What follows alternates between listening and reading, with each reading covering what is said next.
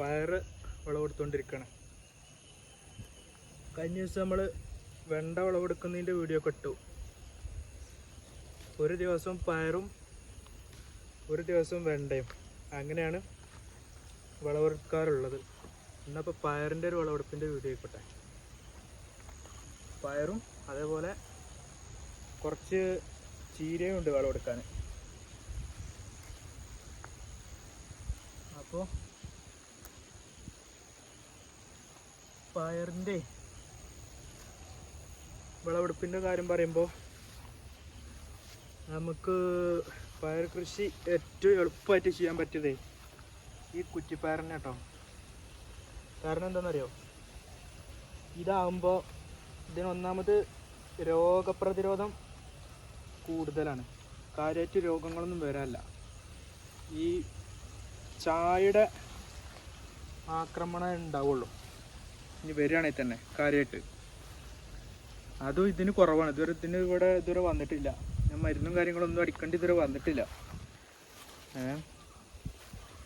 മറ്റേ വലിയ പയറിനെ അപേക്ഷിച്ച് വള്ളിപ്പയറിനെ അപേക്ഷിച്ച് നോക്കുമ്പോഴൊക്കെ ഇത് കുറവാണ്, കേടുകളൊക്കെ കുറവാണ്. പിന്നെ അത് മാത്രമല്ല, ഇതിൻ്റെ പിന്നാലെ നമ്മളിങ്ങനെ തൂണും ഞെടിയൊന്നും കൊടുത്തിട്ട് അതിൻ്റെ പിന്നാലെ നടക്കേണ്ട ആവശ്യമില്ല. പന്തലിൽ കയറ്റാനും ഞെടുമ കയറ്റാനും നടക്കേണ്ടതൊന്നും ആവശ്യമില്ല.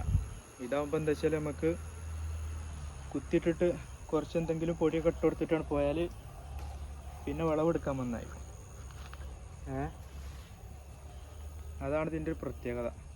പിന്നെ നമ്മളെപ്പോഴും വിത്ത് നോക്കി എടുക്കുമ്പോൾ നല്ല വിത്ത് നോക്കി തിരഞ്ഞെടുത്ത് നട്ട് കഴിഞ്ഞാൽ ഇതങ്ങനെ നിന്ന് കായ്ക്കും. ഈ ഹൈബ്രിഡ് വിത്തുകൾ നടുമ്പോൾ എന്താണെന്ന് വെച്ച് കഴിഞ്ഞാലേ, വിത്ത് ഹൈബ്രിഡ് ആയതുകൊണ്ട് മാത്രം കാര്യമില്ല, അതിനനുസരിച്ച് കുറച്ച് വളം കൂടി നമ്മൾ ചേർത്ത് കൊടുത്താലുള്ളൂ ആ ഹൈബ്രിഡിൻ്റെ ഒരു റിസൾട്ട് നമുക്ക് കിട്ടുള്ളൂ.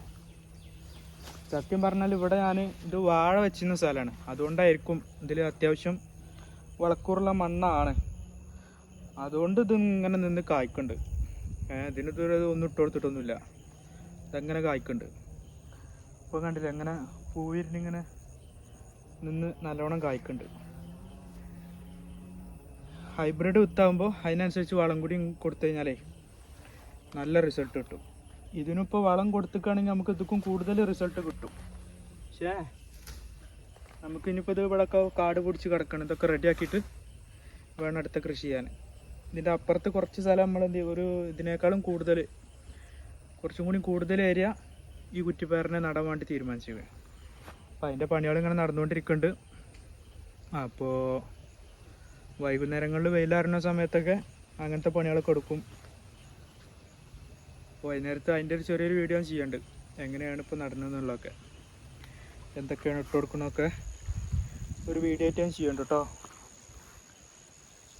അപ്പോൾ ഇനി ഇതിൻ്റെ പയർ കൂടാതെ നമുക്ക് കുറച്ച് ചീരയും കൂടി എടുക്കാണ്ട്, അവിടെ കുറച്ച് ഉള്ളാത്തങ്കര ചീര ഉണ്ട് അവിടെ, റെഡ്.